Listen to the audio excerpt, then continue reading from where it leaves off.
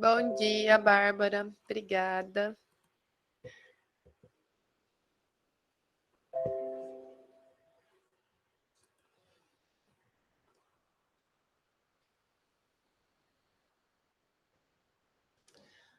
Pessoal, então vamos lá. Vou lendo as questões e vou comentar apenas, tá? Se ficou alguma dúvida, vocês quiserem perguntar alguma coisa, podem me interromper. Então, a questão 1 dizia lá que o parcelamento do solo urbano poderá ser feito mediante loteamento ou desmembramento. O que difere os dois tipos de parcelamento? Então, o que difere é a abertura de vias, né? Quando a gente tem um loteamento, é porque a gente teve abertura de vias, e quando é chamado de desmembramento, é porque não houve abertura de vias. Eu fiquei até bastante feliz com as respostas dessa questão, porque acho que é algo que eu bati bastante, né? Falei bastante para vocês nas outras provas, de mostrar qual é a diferença. E para alguns alunos que não fizeram isso, eu até escrevi lá, né? Seja objetivo em mostrar a diferença. Então, quando a gente faz esse tipo de pergunta, pessoal, é importante que vocês leiam qual é o comando que a pergunta está fazendo. Então, ela está pedindo para diferir, para diferenciar um do outro. E muitas pessoas, né? Agora, então, como eu disse, né, nem tanto nesse bimestre, mas tinham muito o costume de escrever assim: loteamento é tal coisa, desmembramento é tal coisa. E essa resposta, ela seria uma resposta para uma situação em que eu perguntasse, né? O conceitue ou o que é, né? Então, eu estou pedindo a diferença, né? Vocês têm que ser objetivo no que eu estou perguntando. Não é para eu ter que ler a resposta de vocês e interpretar qual é a diferença. Porque os dois conceitos estão ali no slide, é para vocês olharem qual que é a diferença, tá? Então, sempre que vocês forem responder, não só na faculdade, né? Mas em outros momentos, às vezes num outro tipo de prova, num concurso, quem for continuar estudando, atenciar qual é o verbo de ação da questão. Então, aqui no caso, é diferenciar, diferir, beleza? E em relação, algumas pessoas também colocaram em relação a infraestrutura, mesmo que o desmembramento ele não tenha abertura de vias, pode acontecer dele ter a necessidade de algum tipo de infraestrutura, tá? Então, a única diferença é a questão da abertura de vias mesmo. Na questão 2, o Estatuto da Cidade prevê alguns instrumentos que podem ser utilizados no plano diretor municipal. São eles: parcelamento, edificação e utilização compulsórios, IPTU progressivo, desapropriação com pagamento de títulos, uso capião especial de imóvel urbano, direito de superfície, direito de preempção, outorga onerosa do direito de construir, transferência do direito de construir, operações urbanas consorciadas e estudo de impacto de vizinhança. Sobre esses instrumentos, responda as questões a seguir. A letra A. Quais os instrumentos utilizados para diminuir os vazios urbanos e a especulação imobiliária? Então, para essa questão aqui de vazio urbano e especulação imobiliária, nós temos ali os três primeiros instrumentos: parcelamento, edificação e utilização compulsórios, né, que é aquele instrumento que vai... Pessoal, olha, eu não sei quem está tentando entrar aí na reunião, mas eu já falei que eu não vou ficar parando a minha aula para isso. Então, avisem aí no grupo que eu não vou parar a aula para ficar aceitando. Todo mundo tem o login do Sesumar, eu não vou parar de novo, tá bom?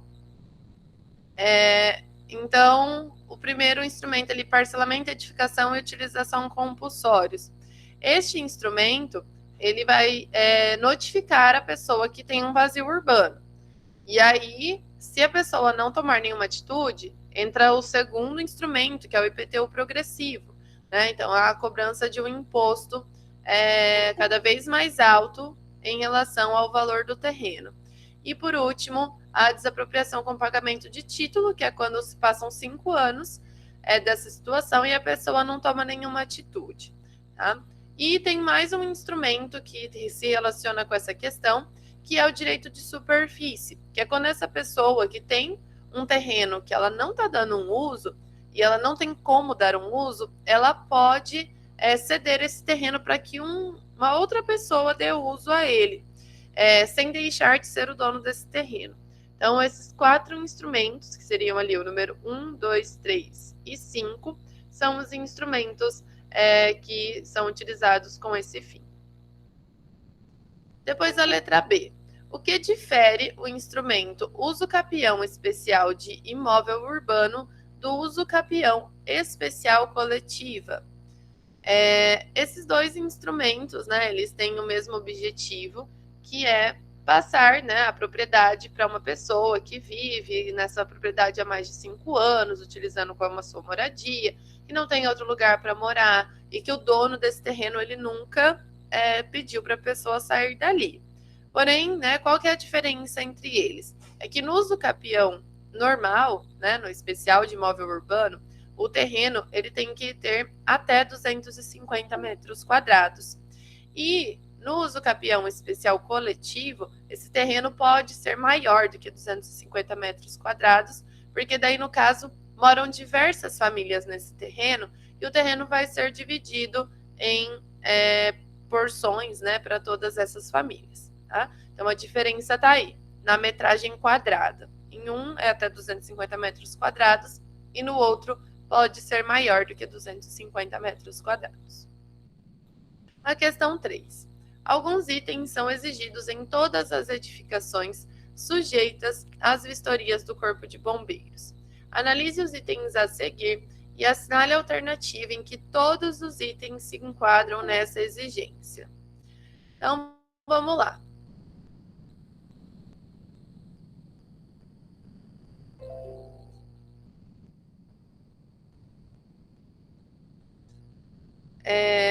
Então, aqui, pessoal, a gente tem lá, são 4 itens que qualquer edificação que vá passar pela vistoria do Corpo de Bombeiros, eles vão aparecer, tá? Então, vamos lá. Placa de sinalização.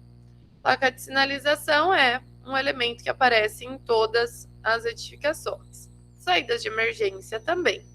Escada enclausurada não é um item que aparece em toda edificação. Edificações térreas não têm escadas, né? E edificações que têm escadas, não necessariamente a escada precisa ser enclausurada, vai depender da situação. Na letra B, saídas de emergência, tá correto? Placas de sinalização também, iluminação de emergência também, extintor de incêndio também vai ter em toda a edificação, mesmo que ela tenha hidrante. Chuveiro de emergência. O chuveiro de emergência não é exigido em todas as edificações. Então, a letra B também está errada. Letra C, hidrante de parede. O hidrante ele não é exigido em todas as edificações. Então, também não está correto. E a letra D, iluminação de emergência, placas de sinalização, saídas de emergência e extintores de incêndio. Essa é a nossa resposta correta, né? Então, esses 4 elementos estarão em toda a edificação que for passar pela vistoria do Corpo de Bombeiros. E a última aqui, a letra E, extintor de incêndio, ok, iluminação de emergência, ok, placa de sinalização, ok, saídas de emergência com portas dotadas de ferragem tipo antipânico. Nem toda saída de emergência tem a ferragem tipo antipânico, tudo depende da população, da quantidade de pessoas que a gente tem dentro da edificação. Então, alguns tipos de edificações não têm essa exigência. A resposta era a letra D. A questão 4. A NPT 011, que é a de saída de emergência, né, estabelece os requisitos mínimos necessários para o dimensionamento das saídas de emergência para que sua população possa abandonar a edificação em caso de incêndio ou pânico, completamente protegida em sua integridade física e permitir o acesso de guarnições de bombeiros para o combate ao fogo ou retirada de pessoas atendendo ao previsto no Código de Segurança contra Incêndio e Pânico do Corpo de Bombeiros da Polícia Militar do Paraná. Sobre os requisitos desta normativa, estudados em sala de aula, analisa as afirmativas a seguir. Então, a primeira, as saídas de emergência são dimensionadas em função da população da edificação. Essa daqui está correta, né? Para a gente fazer a continha lá da saída de emergência, a gente vai fazer o cálculo da população. A segunda, as escadas e rampas são consideradas saídas de emergência. Essa também está certa, né? Então, os acessos, circulações, escadas, rampas, são todos saídas de emergência. A terceira, as larguras mínimas das saídas de emergência para acessos, escadas, rampas ou descargas devem ser de 1,20 m para as ocupações geral, ressalvando alguns tipos de edificações. Então, essa daqui também está correta, né? Então, a gente tem lá o tamanho mínimo de 1,20 m, uma outra edificação que tem alguma exigência diferente.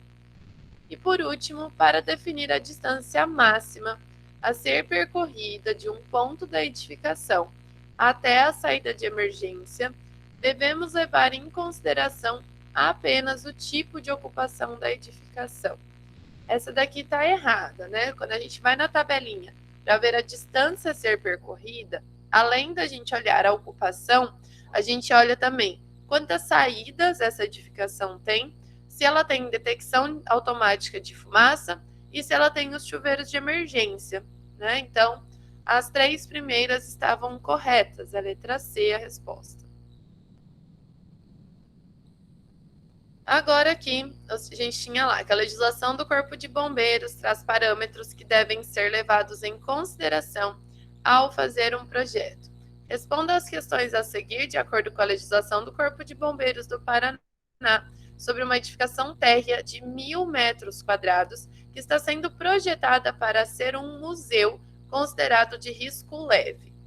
Então, a primeira pergunta era: a qual grupo e divisão pertence essa edificação? Eu vou entrar aqui no site do Corpo de Bombeiros, tá? Para ver se vocês ficaram com alguma dúvida. Então, aqui, legislação. Então, primeiro, para a gente saber o grupo, né, a gente vai entrar no Código de Segurança contra Incêndio e Pânico. Aqui no código, nós vamos pesquisar, né, museu. E museu tá aqui, ó, grupo F, né, divisão F1, tá? Então, a resposta da letra A é aqui F1. Qual a população desta edificação? Para a gente calcular a população, a gente vai lá na NPT 011, que é a NPT de saídas de emergência. E daí lá embaixo, nós temos uma tabela anexo. Passei aqui. Então, grupo F, F1, nós temos uma pessoa para cada 3 metros quadrados de área. Então, vou até abrir a calculadora aqui para a gente fazer a continha. Então, a gente tem 1.000 metros quadrados, né, dividido por 3. Então, nós temos lá 333,33 pessoas, né? Ou seja, né, não dá para ter pessoas quebradas, né? Então, são 334 pessoas. Sempre vamos arredondar para um número maior. Qual o número de unidades de passagem para esta edificação para as portas de acesso da mesma? Então, aqui, grupo F1, nós temos a capacidade da unidade de passagem, são 100 pessoas que passam por minuto. Então, a gente vai dividir a população por 100, e a gente vai ter lá 3,33. Gente, nesse ponto aqui, eu até, no caso da população, acho que eu nem descontei nota de quem pôs o número quebrado. Mas nesse caso aqui, da unidade de passagem, tem que arredondar, tá? Tem que arredondar para cima, tá escrito lá no slide. Então, aqui são 4 unidades de passagem, a resposta, tá? Então, a letra C, 4 unidades de passagem. E aí, qual a dimensão total das portas de acesso? Então, 4 unidades de passagem vezes 0,55. Temos 2,20 metros de unidade de passagem, tá?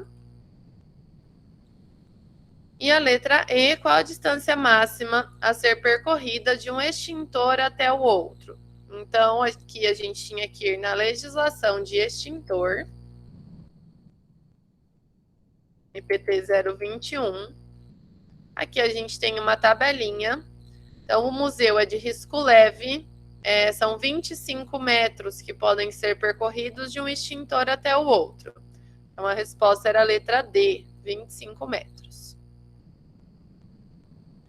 E a letra F, considerando que nesta edificação serão instalados chuveiros automáticos e detecção automática de fumaça, e que ela possuirá 2 saídas de emergência, qual a distância máxima a ser percorrida até a saída de emergência? Então, vamos lá. A gente vai vir aqui na NPT 011, na próxima tabela. Então, grupo F tá aqui, ó, nessa linha. É uma edificação térrea, então estamos aqui no andar da saída da edificação. A gente tem chuveiro automático, a gente tem mais de uma saída e a gente tem detecção de fumaça.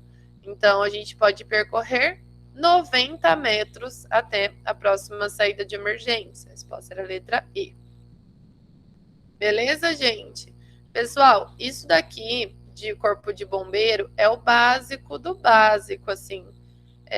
Principalmente a parte das saídas de emergência, que é algo que o arquiteto, mesmo que ele não esteja fazendo o projeto do corpo de bombeiros, ele precisa saber projetar as saídas de emergência. E, assim, teve muito erro nessa questão. E não, assim, a interpretação, né? Não tinha que... Era só olhar os dados ali, fazer a conta, tinha todas as informações, tanto nos slides quanto na legislação do Corpo de Bombeiros, né? Então, assim, eu achei que a turma de vocês poderia ter ido muito melhor nessa prova. Em comparação com a turma da noite, deu bastante diferença na média. Então, acho que é algo a vocês prestarem atenção aí, quem, né, não está sabendo fazer isso daqui, quem não está sabendo algumas coisas da NBR 9050, que a gente vai ver agora, tá? Então, vamos lá. Questão 6. A NBR 9050 define aspectos relacionados às condições de acessibilidade no meio urbano.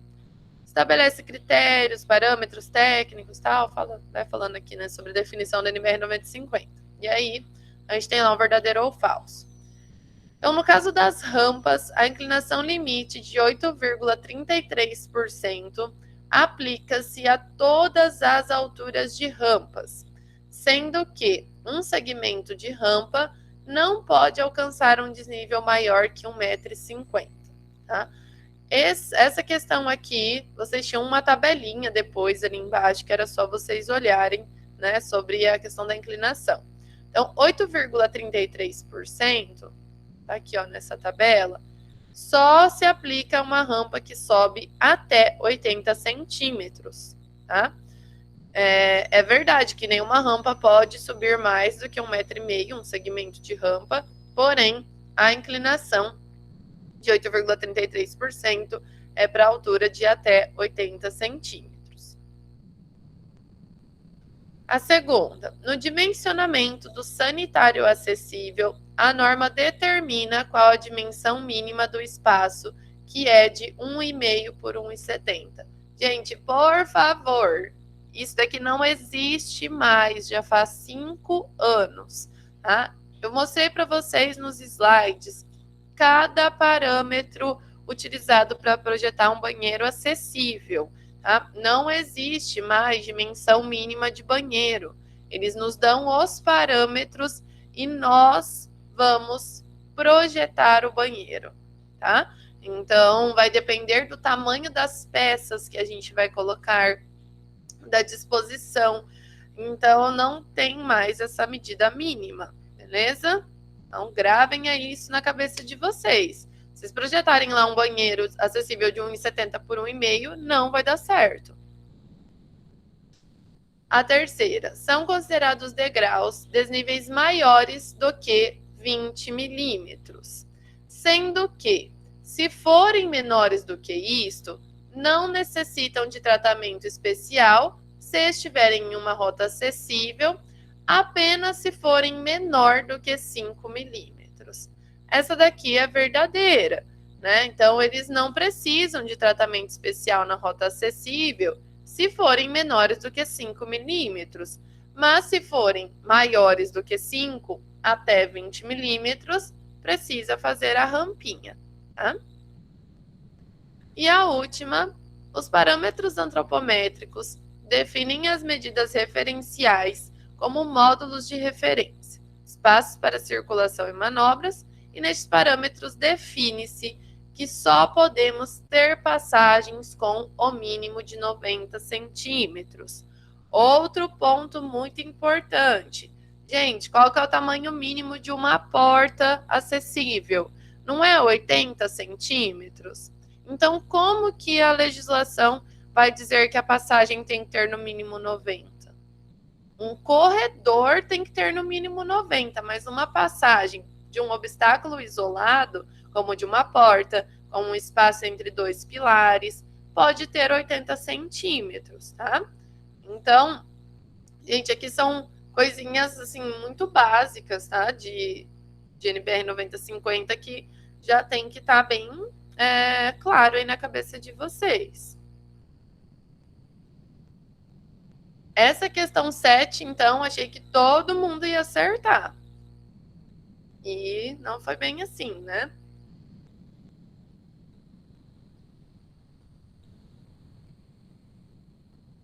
Vamos lá. Na questão 7 diz que na NBR 9050, uma sequência de 3 degraus ou mais é considerado escada. As dimensões dos pisos e espelhos devem ser constantes em toda a escada ou degraus isolados. Para o dimensionamento, devem ser atendidas as seguintes condições. Então, nós temos lá que o tamanho da pisada, mais 2 vezes o espelho, tem que ser maior ou igual a 0,63 e menor ou igual a 0,65. E aí a gente tem uma situação, considera um desnível de 2,72 metros, que deve ser vencido com uma escada de 16 degraus. Qual deve ser o tamanho mínimo do piso desta escada? Então, vamos lá. A gente tem lá um pé direito de 2,72 dividido por 16 degraus, ou seja, cada espelho tem 17 centímetros. Então, a gente tem a continha lá, né? 0,63 menor ou igual a pisada, mais 2 vezes o espelho, tem que ser menor ou igual a 0,65. Então, 0,17 vezes 2, nós temos 0,34. O que nós queremos descobrir? O piso. O tamanho mínimo que esse piso pode ter. Então, eu vou diminuir de 0,63. Então, o piso mínimo é de 29 centímetros. Se fosse o piso máximo, aí seriam 31 centímetros. Nem tinha essa resposta ali, tá? Então, 0,63 menos 0,34, 29 centímetros. Beleza? Por favor, quem ainda não sabe fazer essa continha, corra e aprenda. Que é o básico para a gente projetar uma escada, né? A questão 8.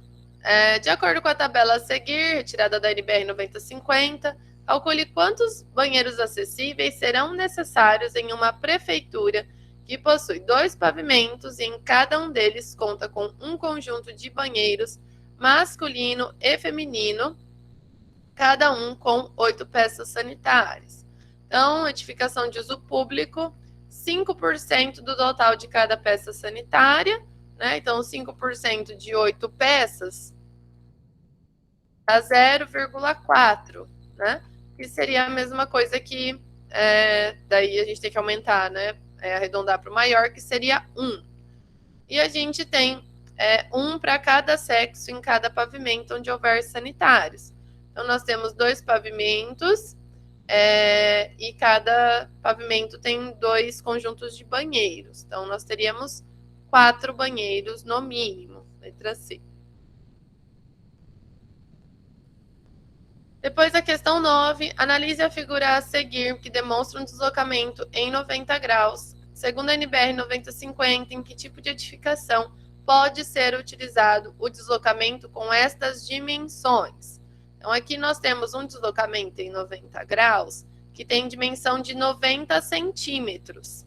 Onde a gente pode utilizar isso daqui? Apenas em edificações existentes, tá? E existentes antes de 2015, que foi quando isso daqui entrou em vigor. Então, toda edificação nova, a partir de 2015, ela tem que ter corredor de 1,20 m se a gente tiver um deslocamento aqui de 90 graus. A questão 10. A circulação vertical pode ser realizada por escadas, rampas ou equipamentos eletromecânicos, sendo considerada acessível quando atender no mínimo as duas formas de deslocamento vertical. São consideradas rampas as superfícies do piso com declividade igual ou superior a 5%. Com as informações da tabela a seguir, da NBR 9050, responda as questões. Letra A. Considerando-se um pé direito de 4 metros de altura, qual seria o número mínimo de segmentos de rampa necessários para vencer esse desnível? Então, 4 metros de altura, gente, a gente tem que ter, né, rampas a cada 1,5 m. Então, 4 dividido por 1,5 dá 2,666. Vamos arredondar sempre para cima, né?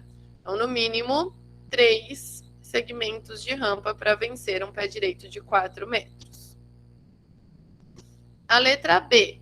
Considerando-se um desnível de 1,10 m, qual será o comprimento de rampa mínimo para que este desnível seja alcançado em um único segmento? Então, vamos lá. A primeira linha são rampas de até 80 centímetros de altura. A segunda linha até 1 metro de altura, não se encaixa. A terceira linha até 1,5 m, então se encaixa aqui. Qual é a inclinação? 5%, tá? Então, a gente vai ter lá, né, 1,10 m, seria, né, na regrinha de 3, 1,10 m é 5%, né? Então, x vai ser 100%. Então, a gente vai ter lá 1,10 m vezes 100 dividido por 5. Então, nós temos 22 metros de rampa. Resposta da letra B. E a letra C diz lá que, considerando-se uma rampa de comprimento de 24 metros, que alcança um desnível de 1,20 m em um único segmento de rampa, a inclinação está de acordo com a NBR 9050-2015? Justifique a sua resposta. Então, a gente tem lá, né, 1,20 m, a gente tem que descobrir qual é a inclinação, certo?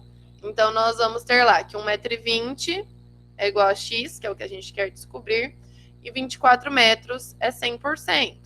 Então, temos lá 1,20 m vezes 100 dividido por 24, 5%. Então, 5% está correto. Beleza? Então, é isso sobre a prova. Alguém ficou com alguma dúvida?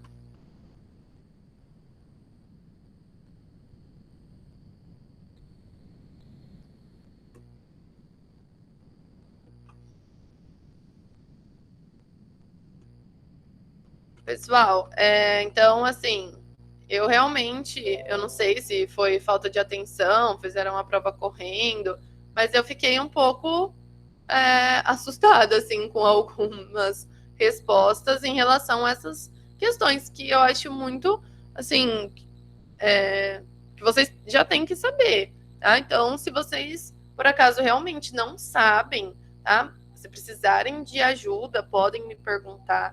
Tá tudo na legislação, Tá? Então, a parte de saída de emergência do corpo de bombeiro tem que estar bem claro na cabeça de vocês, porque é algo que o arquiteto precisa saber. E a parte de cálculo de rampa e escada também, tá? Então, reforcem aí para quem realmente não sabe sobre esses 3 pontos, deem uma reforçada aí. Se precisarem de ajuda, estou à disposição também para ajudá-los, tá bom?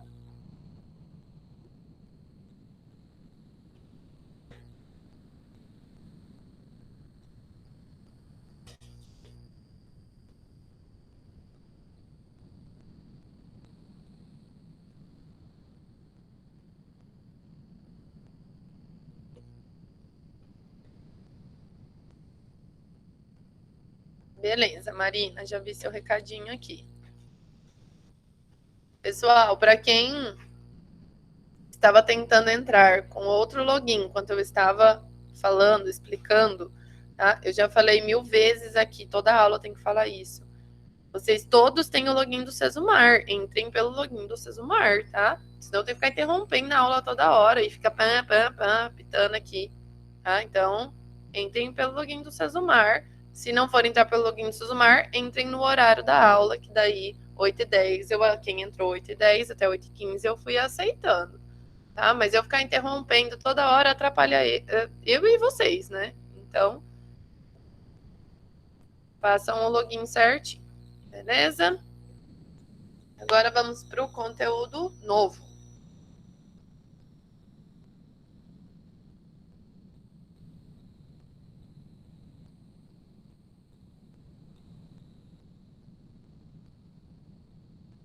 Então vamos lá, gente. Hoje nós vamos falar sobre uma NBR importantíssima na vida de vocês, para todo mundo que for projetar, construir, executar uma habitação. Qualquer tipo de habitação, qualquer residência, seja uma residência unifamiliar, seja multifamiliar, a gente deve observar essa norma. Essa norma, ela é muito complexa, ela é muito extensa e, além de tudo isso, ela remete a mais um monte de NBRs, ISOs e diversas outras normas, que é a norma de desempenho. Então, não sei se todos vocês já ouviram falar, já conhecem, mas essa norma, ela precisa ser respeitada em todas as edificações que têm a função de residência. Então, gente, como ela é uma norma realmente muito extensa, o que eu vou fazer aqui hoje com vocês é mostrar para vocês o que vocês encontram nessa norma. Porém, a gente não vai conseguir entrar em nenhum detalhe, tá? Então, é só para vocês conhecerem mesmo e terem uma ideia do que encontrar, o que procurar nela. Muitas pessoas até fazem cursos específicos para a norma de desempenho, de tão complexa e grande e difícil, né, que ela é. Mas ela é importantíssima, então, né, vamos nos atentar aí a essa norma. Então, essa norma ela entrou em vigor em julho de 2013, tá? Então, já são 7 anos que temos a norma de desempenho. A norma de desempenho de edificações, ela é uma norma que da ABNT, né, desenvolvida pela ABNT, e ela vai trazer todas as exigências de conforto e segurança para os imóveis residenciais. O interessante dessa norma, ela mudou um conceito, né, do que era essa questão de segurança para uma casa, para um edifício residencial. Então, a gente teve aí uma mudança de alguns paradigmas, algumas coisas que as pessoas às vezes não se importavam, né, nos imóveis residenciais. E aí, agora, né, nós temos que prestar atenção em todos esses requisitos. Então, essa NBR, como eu tinha falado lá no começo, ela não é um padrão isolado. Ela é um compêndio de centenas de outras normas. Outras normas da BNT, as normas ISO. Então, se vocês tiverem curiosidade, façam o seguinte: entrem lá no site da ABNT e pesquisem NBR 15575. vão aparecer lá as 6 partes da norma. Quando vocês clicarem em cada parte dela, embaixo vai estar escrito assim, quais são as outras normas que você precisa para conseguir compreender a norma de desempenho. Vocês vão ver que tem uma lista gigante. Então, para cada parte da norma, tem uma lista gigante de outras normas de referência. E a gente tem sempre que lembrar que o consumidor, que no caso é o nosso cliente, ele é sempre amparado por leis que defendam, né, contra os serviços insatisfatórios. Então, no Brasil, nós temos o Código de Defesa do Consumidor, que será tema de uma das nossas aulas, e a NBR 15575, ela é uma norma que também protege o consumidor em relação à qualidade da edificação residencial. Então, ela é obrigatória em qualquer edificação residencial, independente do sistema construtivo. Então, se eu fiz a residência em alvenaria e estrutura de concreto, se eu fiz em bloco de concreto, se eu fiz em estrutura metálica e steel frame, se eu fiz em madeira, tenho que respeitar a norma de desempenho. E eu não respeitar a norma de desempenho pode gerar multas, processos, me obrigar a fazer algum tipo de reparo, uma troca, tá? Então, o cliente ele vai, né, ter razão ali sobre você se você fez algo de errado em relação à norma de desempenho. Lembrando que nós, como arquitetos e urbanistas, né, quando a gente estudou lá no começo do ano as nossas obrigações, tinha lá, né, que nós temos que observar todas as NBRs que tiverem relação com aquele produto, com aquele serviço que a gente está prestando. Então, desde que foi implementada essa norma, ela contribuiu para alguns fatores, né? Então, a gente tem uma disciplina maior nos critérios construtivos. Hoje a gente tem uma redução na subjetividade do que é uma boa construção, porque vocês vão ver que nós temos parâmetros para dizer que uma construção é melhor que a outra, tá? Critérios de conforto ambiental, que é uma coisa que muitas vezes era abandonada aí na questão das residências, né? Vocês vão ver que há várias exigências de conforto. O Código de Defesa do Consumidor, ele pode recorrer a elementos da norma de desempenho, por conta, né, de uma pessoa insatisfeita com a sua moradia, e a redução da concorrência, né, entre as construtoras, porque com a norma de desempenho, todas as construtoras podem chegar ao mesmo nível de construção, se elas quiserem. Então, lembrando que NBRs, de um modo geral, não têm força de lei, porém, todas as empresas, né, os arquitetos, no caso, eles podem ser contestados na justiça com base nas referências presentes nas NBRs, tá? Então, não só na norma de desempenho, mas em qualquer outra que esteja ligada à construção. Então, o que não precisa atender à norma de desempenho?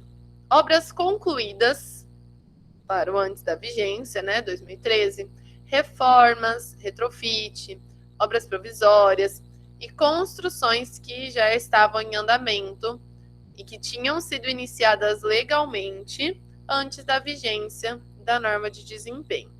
Toda edificação residencial nova, a partir de 2013, ela deve seguir a norma de desempenho.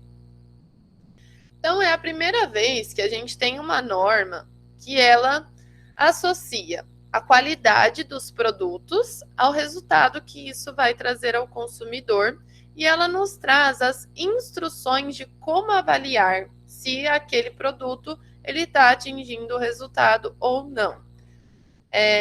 E o interessante da norma é que ela também, apesar dela beneficiar o consumidor, ela divide a responsabilidade. Então, o que é a responsabilidade do construtor, do incorporador, do projetista, do fabricante de material, do administrador de condomínio e do próprio usuário da residência. Então, é importante, né, essa divisão, porque muitas vezes a responsabilidade ficava muito em cima do construtor. E agora todo mundo tem a sua responsabilidade. E a norma, ela vai dividir a casa, né, em 5 grandes sistemas. Então, os sistemas que ela vai dividir são vedações, coberturas, estrutura, sistema hidrossanitário e pisos, tá? Então, aqui é um folderzinho só, dando alguns exemplos, né? Depois nós vamos falar um pouquinho mais específico de cada um. Mas, por exemplo, né, na parte de vedações, tanto paredes externas quanto internas, elas têm que ser estanques, elas têm que ter proteção acústica, elas têm que trazer conforto térmico. A norma vai trazer lá qual tem que ser a variação de temperatura externa e interna. E legal também que a norma, ela segue para cada região brasileira, ela tem os seus parâmetros, né? Porque tem locais que são mais quentes, outros que são mais frios, outros que chove mais, venta mais. Então, tem que ter os parâmetros para cada região. Cobertura, né? Vai falar de pé direito mínimo, vai falar de peso que a cobertura tem que aguentar, questão de resistência ao fogo. Na parte de estrutura, critérios de estabilidade e resistência, como que eu vou medir se as estruturas elas estão aguentando aquilo que elas precisam, né? Então, vai ter lá todos os parâmetros para fazer os testes. Sistemas hidrossanitários, né? Toda edificação tem que ter rede de esgoto, ela tem que ter, se não tiver rede de esgoto, algum outro tipo de tratamento de dejetos, qual a pressão que esses canos precisam suportar. E na parte de pisos, né? Quais os impactos que os pisos precisam aguentar, níveis seguros de escorregamento para evitar acidentes domésticos. Então, gente, se alguém escorregar dentro de casa por alguma falha de projetista ou do fabricante do piso ou da construção, alguém pode ser responsabilizado por esse escorregão que a pessoa caiu, se machucou, tá? Então, nós vamos ver como que a gente se protege de tudo isso. Então, a norma, ela tem 6 partes, tá? São 6 partes separadas lá dentro da ABNT. Então, se a gente fosse comprar essa norma, a gente teria que comprar cada uma das partes dela, tá? Então, a primeira parte vai falar sobre os requisitos gerais, depois sistemas estruturais, sistemas de pisos, sistema de vedações verticais internas e externas, sistemas de coberturas e sistemas hidrossanitários. Então, eu vou dar uma pinceladinha com vocês do que se trata em cada uma das partes, tá? Para vocês terem uma noção, né, da norma de desempenho como um todo.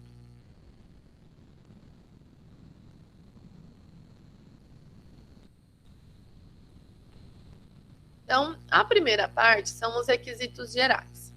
Aqui eu vou falar com vocês sobre algumas definições, algumas coisas importantes para a gente saber sobre a norma de desempenho. Então, primeiro, né, ela traz algumas regras. Então, nessa parte dos requisitos gerais, ela tem um caráter bem orientativo e ela vai remeter ali a todo momento às outras partes específicas. Então, tudo aquilo que é de natureza geral, que está envolvendo a norma como um todo, os sistemas como um todo, vão aparecer aqui na parte 1, nos requisitos gerais. E ela traz, né, alguns requisitos principais que aqui eu dividi em 3 partes. Então, ela fala sobre segurança, né? Então, segurança em relação a desempenho estrutural, segurança contra incêndio, segurança no uso da edificação, né, na operação ali, né, na atividade dentro dessa edificação. Então, vai trazer as estratégias, né, para que seja uma edificação segura, tá? A gente já viu lá, né, numa outra aula, que várias pessoas acabam tendo traumatismos cranianos porque caiu uma laje na cabeça, né? Então, aqui a ideia é que a edificação seja segura. Que essa edificação, ela seja habitável. O que isso quer dizer? Que ela tem que estar adequada termicamente, de acordo com a sua zona bioclimática, que tem que ter iluminação natural e artificial mínima, que a gente tem requisitos acústicos, né? Então, são questões que fazem com que aquela edificação seja habitável. Então, estanqueidade, né? Não pode ventar, chover dentro da casa se ela estiver fechada. Desempenho térmico, acústico, lumínico, saúde, higiene, qualidade do ar, funcionalidade, acessibilidade, conforto tátil e antropodinâmico. Né? Aqui entram todos aqueles pontos de conforto ambiental de um modo geral, que é o que faz o ambiente ser habitável. E por último, sustentável, né? Principalmente em relação à vida útil dos elementos da edificação. Então a gente tem um tempo que os sistemas eles têm que ter ali, né, o desempenho esperado. Então, durabilidade dos sistemas, as manutenções, as adequações ambientais, tá? Então, são esses 3 pontos principais, que a casa seja segura, habitável e sustentável. E é importante a gente entender o conceito de desempenho, né, que essa norma traz.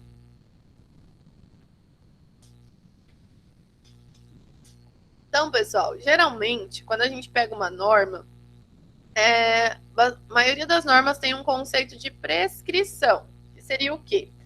Ensinar como nós vamos fazer alguma coisa. Então, por exemplo, eu pego lá uma norma sobre estrutura de concreto armado. Ela vai me prescrever como eu devo fazer essa estrutura, tá? Então, isso restringe a inovação, né? Porque eu tenho que seguir aquela prescrição. Então, para a norma de desempenho, não importa como o prédio vai ser construído, desde que ele atinja o desempenho mínimo, tá? Então, se eu quiser inventar, né, um novo material, quiser inventar uma nova forma de fazer uma estrutura, uma vedação, né, eu posso, desde que eu garanta que o desempenho vai ser atingido. Tá? Então, a ideia dessa norma não é mostrar como fazer, mas sim como testar e qual o resultado esperado pela norma. Outro conceito importante é a vida útil de projeto. Tá? Aqui é aquela questão que eu falei ali sobre a durabilidade da residência. Né? Quanto tempo ela dura? Quais as manutenções eu preciso fazer em cada parte para que ela dure esse tempo que é esperado? Então, a gente tem esse período, né, estimado para qual a edificação e seus sistemas vão atender para as atividades para os quais eles foram construídos. E para que a gente atinja essa vida útil, o nosso usuário ele vai ter um processo de manutenção. Então, é aí que entra a responsabilidade do meu usuário na manutenção da edificação. Então, para isso, gente, quem já comprou aí, né, um apartamento novo e tal, ou até um apartamento já usado, né, que foi construído depois de 2013, essa pessoa ela tem que receber, junto com as chaves do apartamento, esse manual de uso, operação e manutenção. Nesse manual vai estar escrito tudo que precisa ser feito nesse apartamento ou nessa casa. Todas as manutenções, o que pode, o que não pode. Tá? Então, tem toda uma instrução ali. Eu nem sabia disso. Um tempo atrás eu conheci uma arquiteta que ela só faz isso. Ela é especialista em desenvolver esses manuais para as construtoras. Então, é um ramo aí também, né, que surgiu aí com a norma de desempenho. Então, esse manual ele tem que ser entregue para o usuário e o usuário tem que seguir o que está no manual, tá? Então, essa é a responsabilidade do usuário. Então, a gente tem o consumidor, ele tem, né, que seguir, né, tudo que está no manual. É obrigatoriedade da construtora, né, de fornecer esse manual. E tem que ter uma linguagem bem didática, tem que ser ilustrado, tem que ser uma coisa de fácil compreensão. Então, ali vai deixar claro para o meu usuário quais são as ações que ele precisa ter para que ele garanta a vida útil do seu edifício. Então, aqui, ó, nós temos as vidas úteis, né, para 3 parâmetros, tá? Então, assim, toda edificação residencial, ela precisa atingir o primeiro requisito aqui, que é o requisito mínimo, tá? Se a construtora achar interessante, ela pode atingir os níveis intermediário ou superior. A gente já vai falar um pouquinho mais sobre isso. Mas é o seguinte, para eu atingir o nível mínimo, a estrutura do prédio tem que durar pelo menos 50 anos. Se eu escolher o intermediário, 63 e superior, 75. E em relação aos pisos internos, eles têm que durar pelo menos 13 anos, 17 ou 20. Vedação vertical externa, 40, 50 e 60. Interna, 20, 25 e 30. E cobertura e sistema hidrossanitário, no mínimo 20 anos, nos níveis intermediário 25 e superior 30, tá?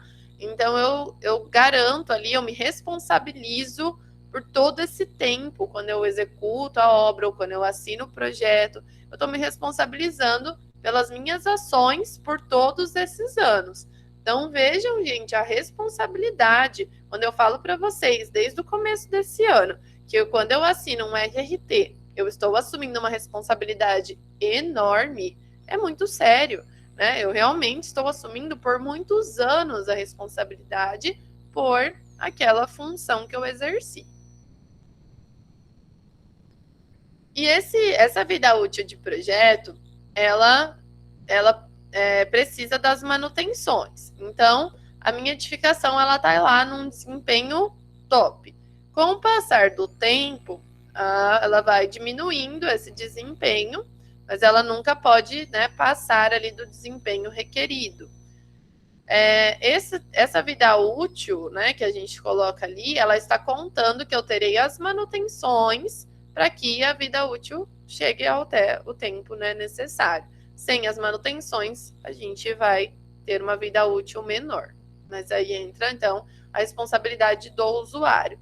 E não só do usuário, no caso de apartamentos, né, não só o dono do apartamento, mas também do administrador de condomínio.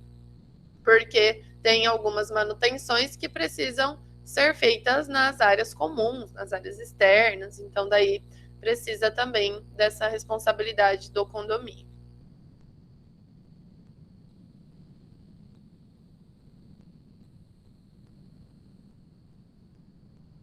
Se a construtora quiser, ela pode dar essa garantia da vida útil através de uma companhia de seguros, tá? Então tem essa possibilidade também.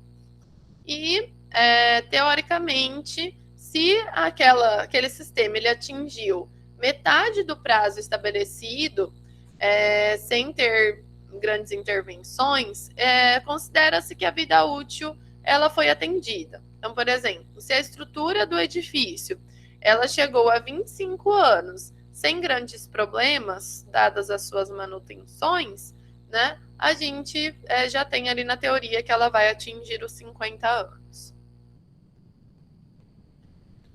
E aí entra, né, um outro ponto aqui, que é a qualidade mensurável, que é o que eu falei ali para vocês, que a gente tem os 3 parâmetros de desempenho: mínimo, intermediário e superior. Então, o mínimo são os parâmetros que toda edificação residencial precisa atingir. Mas se a construtora, né, ou a incorporadora decidir atingir níveis, né, maiores, muitas vezes isso é utilizado na venda do apartamento, né? Ela pode fazer isso. Então, só que assim, a construtora ela vai ter que fazer essa escolha desde o início do empreendimento, né? Então, ela vai escolher lá, eu vou atingir um nível intermediário, eu vou atingir um nível superior, porque eu quero dar mais qualidade para esse imóvel. Então, geralmente é um instrumento de marketing, né? Então, na hora da venda, essa construtora ela consegue dizer para o cliente: eu estou com um nível aqui, enquanto a outra construtora está com esse nível mínimo. Então, eu posso cobrar mais caro pelo apartamento porque eu estou atingindo um desempenho maior, e essa construtora ela garante uma vida útil maior. Então, a garantia é maior também, né? Então, é importante, né, que a empresa ela avalie ali o que, né, ela quer desse empreendimento. E outro ponto que ainda aparece na parte 1 são as definições de responsabilidade. Então, a gente tem diversos agentes aí nessa construção e no uso da edificação. Então, a gente tem os incorporadores, os projetistas, os construtores, os fornecedores e os usuários. E, geralmente, o construtor é ele que integra todos esses agentes. E aí, querendo ou não, a maior responsabilidade acaba ficando em cima dele, da construtora e do construtor. Então, o fornecedor de materiais, insumos, componentes, sistemas, ele precisa caracterizar o desempenho dos seus produtos de acordo com a norma. Até, gente, essa norma, ela entrou em vigor em 2008, tá? Só que ela pegou as empresas de surpresa. E aí, principalmente os fornecedores, eles levaram um susto, porque eles precisavam adequar os seus materiais, adequar as suas embalagens para atender a norma de desempenho. E aí eles, junto com os construtores, fizeram lá uma revolta, e aí a norma ela passou por uma revisão durante 5 anos, que foi quando eles foram se adequando, e entrou em vigor novamente em 2013. Então, o fornecedor dos materiais, ele precisa dar as características, qual que é o desempenho que aquele material vai ter. O projetista, que é onde os arquitetos mais se enquadram geralmente. O projetista, ele que vai ali, junto com o incorporador, estabelecer a vida útil de projeto e tudo aquilo que ele especificar em projeto, materiais, produtos, os processos que serão feitos, precisam atender ao desempenho que foi escolhido. E isso tudo tem que estar em projeto e em memorial de cálculo. Então, por exemplo, a gente vai ver lá que na escolha do piso, a gente tem que olhar o coeficiente de atrito. Então, o piso da cozinha, ela tem que ter um coeficiente de atrito diferente do piso da sala. E o arquiteto que está fazendo o projeto ali arquitetônico, ele vai especificar qual tem que ser esse piso, de acordo com as informações que o fornecedor passa para ele. Então, ele vai ter essa responsabilidade, de especificação. Não só no projeto arquitetônico, mas nos projetos estruturais, hidráulicos, elétricos, toda a parte de projeto mesmo. Aí, a gente tem o construtor e o incorporador. Podem ser agentes diferentes, mas geralmente é o mesmo. Então, o incorporador é aquele que vai identificar todos os riscos do empreendimento. O que pode ser construído naquele terreno, quanto, se vale a pena, se não tem algum problema, contaminação de lençol freático, alguma erosão, algo assim. E aí o construtor, quem vai construir, Então, o construtor, ele tem a responsabilidade de seguir os projetos à risca, as especificações, comprar os materiais corretos, instalar os materiais de maneira correta, fazer os processos de maneira correta. E ele também é o responsável por elaborar o manual de uso, operação e manutenção da edificação. E o usuário, sim, também tem a sua responsabilidade. Ele tem que realizar as manutenções, tem a NBR 5674, que fala sobre isso, e tem o manual de uso que vai ser entregue pela incorporadora e construtora. Tá? Então, ele tem que seguir certinho aquilo que está lá.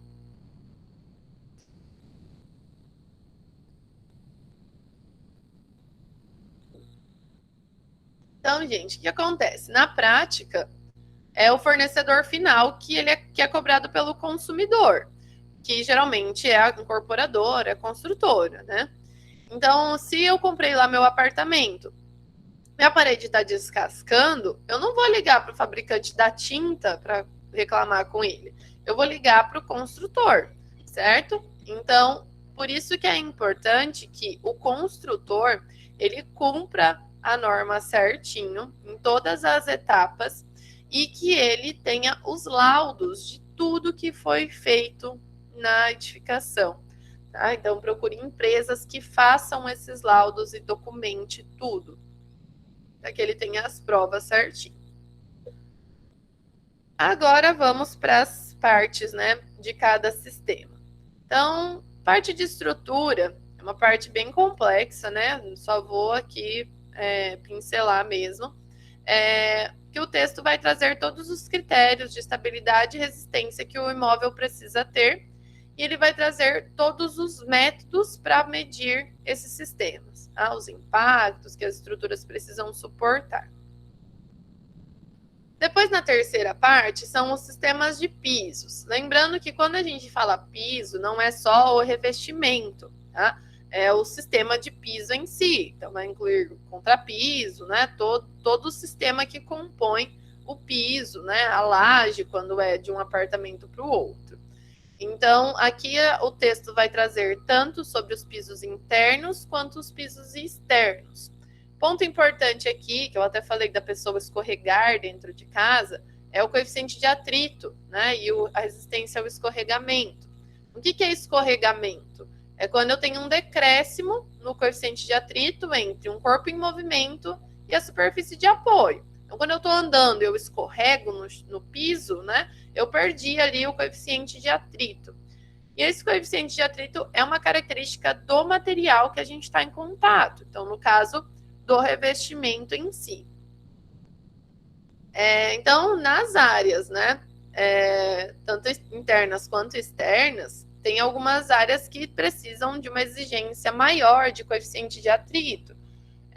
Então, são áreas em que eu preciso ter uma resistência maior ao escorregamento, porque geralmente são áreas que vão receber água. Então, todas as áreas molhadas, as rampas, as escadas, as áreas de uso comum e os terraços. Então, eu tenho uma exigência maior de coeficiente de atrito. Estanqueidade dos pisos, né, que é o fato do piso poder ali, né, receber uma certa quantidade de água, tem também uma exigência para as áreas molhadas, que são as áreas onde eu tenho uma presença constante de água, como um banheiro que tem chuveiro, uma área de serviço ou uma área descoberta. E áreas que são chamadas de molháveis, como, né, uma área de lavabo, por exemplo, né? Não, ou, né, até mesmo as outras áreas da casa, né? Elas não têm exigência de estanqueidade, porém, elas não podem receber uma lâmina d'água, né? Como eu lavar esse ambiente com uma mangueira, por exemplo. Então, isso é algo que tem que estar no manual de edificação do usuário. Então, por exemplo, a pessoa mudou na casa dela e a parte dos quartos tem lá um laminado, que não pode receber uma grande quantidade de água.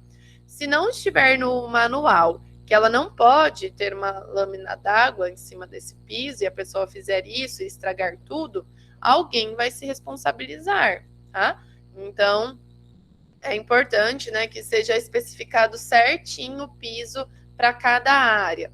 Vocês podem reparar que a maior parte dos apartamentos agora, eles não têm porcelanatos polidos nas áreas de cozinha, lavanderia e banheiros, exatamente por causa disso.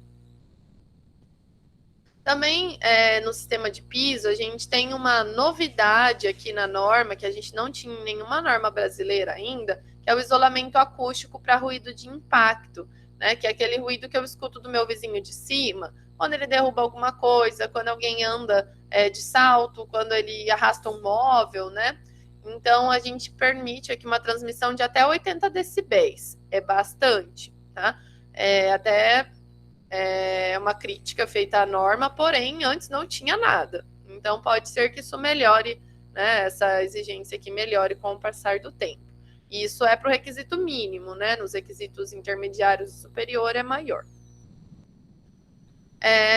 E aí, gente, sobre a questão, né, dos ensaios, né, dos requisitos exigidos do sistema de piso, quando o requisito é em relação ao sistema como um todo, né, a laje, contrapiso, o revestimento, né, o sistema em si, isso vai ser responsabilidade da construtora de realizar os ensaios, porque só dá para saber com o sistema pronto. Agora, características como o coeficiente de atrito é algo que vem do fabricante, que o fabricante já vai testar e dar essa informação para o projetista poder escolher o material correto. E um outro ponto também no sistema de piso é a questão da ondulação. O piso deve ser o mais plano possível, Então, tem lá que você colocando uma régua de 2 metros, você pode ter no máximo 3 milímetros de diferença. Opa, voltei aqui. Agora, sistemas de vedações verticais. O que entra aqui? Todas as paredes e todas as esquadrias. Tá? Toda edificação residencial ela tem que ser estanque ao ar, água, rajada de vento e tem que ter conforto térmico e acústico. Então, se eu fechei toda a minha casa, não pode chover lá dentro, não pode entrar vento, tem que ter uma temperatura agradável, não posso ter tanto barulho vindo lá de fora. Outro ponto sobre as paredes, elas precisam permitir que a gente fixe peças suspensas, né? Armários, prateleiras, lavatórios. Também elas têm que receber certos impactos sem apresentar grandes fissuras, tem que permitir o acoplamento das esquadrias, principalmente das portas, porque as portas acabam batendo e isso acaba gerando algumas fissuras. Então tem um teste lá para ver se essas fissuras vão acontecer. Também tem a questão de analisar as características dos materiais das paredes externas com relação à transmitância e capacidade térmica deles, para que eles tragam um bom desempenho térmico para a edificação. A fachada tem que ser totalmente estanque à água, e isso vai ter relação com a zona bioclimática, porque tem lugares que chove mais, tem lugares que chove menos, e isso influencia. A fachada também tem que ter aberturas adequadas, né, para ventilação e iluminação natural. Tem que ter a questão do isolamento acústico. Depois, na parte de cobertura, né, tem essa questão da resistência ao fogo. Então, a cobertura ela tem que aguentar um certo tempo, né, para que as pessoas possam abandonar o local. Então, tem que ter esse nível satisfatório de segurança contra a ruína. Não pode ter avarias e deslocamentos que prejudiquem a funcionalidade de uma cobertura. Tem que suportar cargas, porque pessoas podem ter que andar sobre a cobertura, pode ter que colocar algum objeto lá em cima, numa manutenção.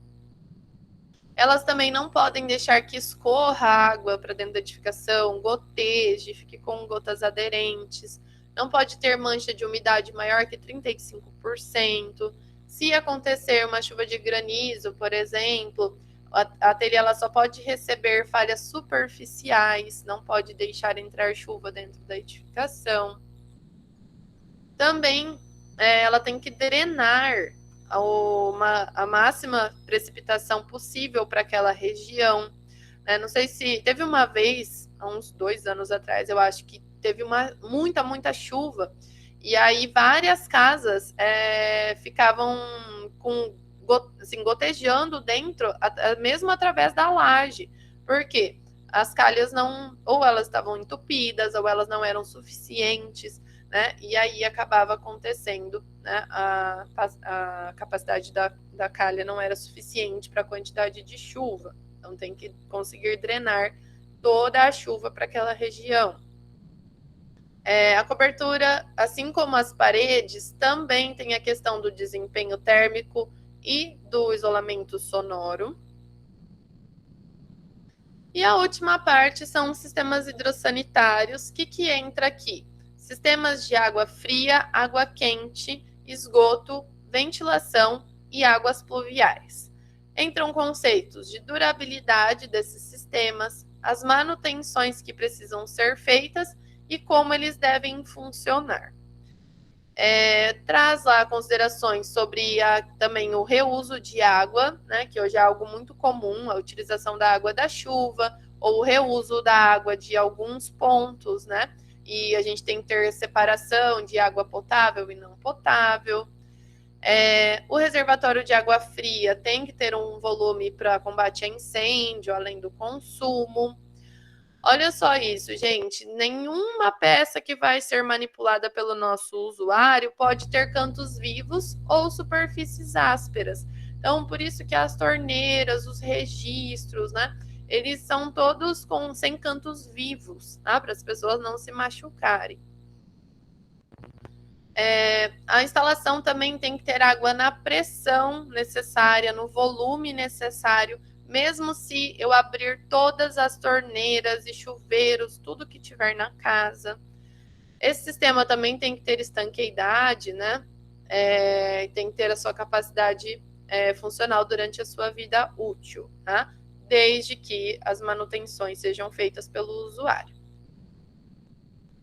Então, gente, são muitos detalhes, a norma é gigante, né? Falei só alguns pontos aqui para vocês, mas interessante que aqui se dá uma importância muito grande para os projetos, né? Então, o projeto tem que ser muito bem feito, muito bem especificado, porque é a partir do projeto que a gente vai ter os resultados. Eu acho que o maior desafio aí é a integração entre toda essa equipe necessária para desenvolver essa habitação, né, a residência em si.